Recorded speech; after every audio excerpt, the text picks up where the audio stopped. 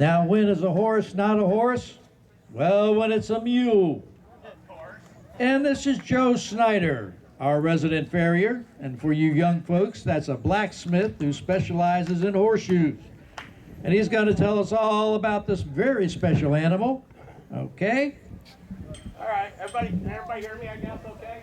This is Bob Siebert and his mule Chance over here. Chance, what's Chance? Foxtrot or Peruvian Paso. And he's crossed with a donkey and a Peruvian Paso horse. That's how you create a mule. You cannot create another mule by breeding a mule to a mule. They're sterile. It takes a horse and a donkey to create a mule. The donkey being the stud, and then the mare horse for the offspring to become a mule, which that mule can never reproduce.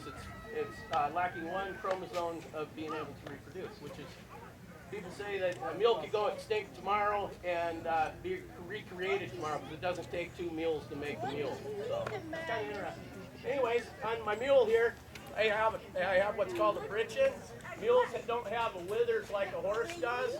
So when I'm going downhill, my saddle, if I don't have this britchin on the back here, my saddle will go right down over top of her neck. And I've had it happen. Bob can tell you that. One time I thought I'd ride her without it. It didn't work very well. Altaloma is all hills. And also, they also have what they call a crooper, which mounts to the back of the saddle, comes down over and around the tail. But I always feel that kind of pulls on the tail, so I don't really like it. Anyway, Luna and I have been jumping. We do what we call coon jumping. It was started basically in Arkansas and Missouri. And it was when the guys would go out hunting at night, they'd go out coon hunting, they'd come to a fence line, and instead of cutting the fence, or who knows where the gate was, they'd just lay a jacket or a blanket over the barbed wire fence, and they would hop the mule over the fence, and then they'd crawl through, get on their mule, and continue on their hunt. As time went on, as anything, my mule's jumping higher in years, and competition began. So anyways, she's four-time world champion up at Mule Days. She's won it 4 years in a row.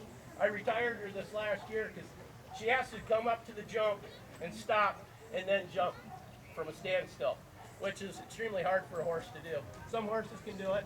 But anyways, do we have any questions about a mule? No questions? Okay, I'm gonna do a little demonstration here. Could I have that bridle and sure.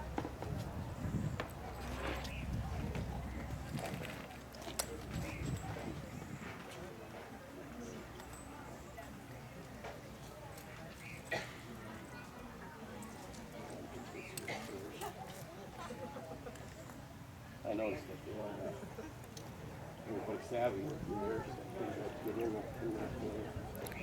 Take that. Oop.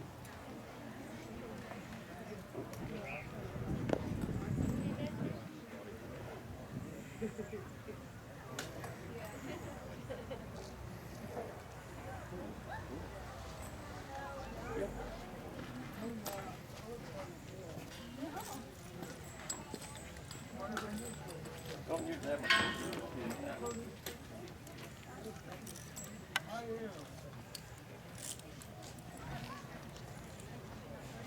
All right, I'm going to do something tonight that I've never done with her before. I'm going to go over the jump with the saddle on, and then we'll take it off, and then we'll jump her a little higher. I'm pretty sure she'll go right over it, so. Yeah, the jump in the air, though, you guys, so keep that in mind. Okay, up. And that's what we call coon jumping. See, normally she would buck and rear and carry on the other side. You saw her drop her head. Bob, can one other person come out and help Bob raise up the jump, please? Raise it up, too. No, that went so well. Let's just go ahead. I'll help you. I got it. You got it? Let's go.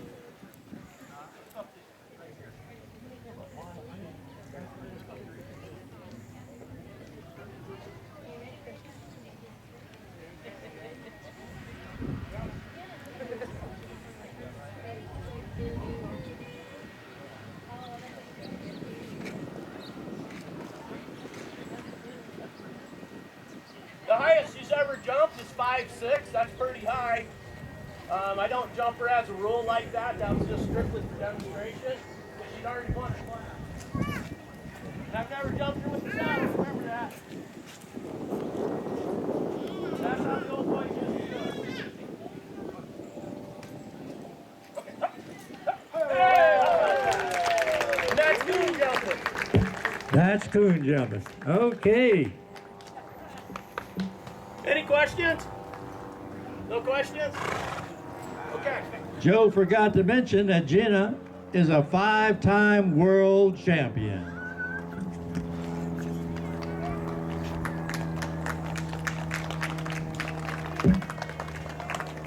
That's Joe and Jena. Give them a hand.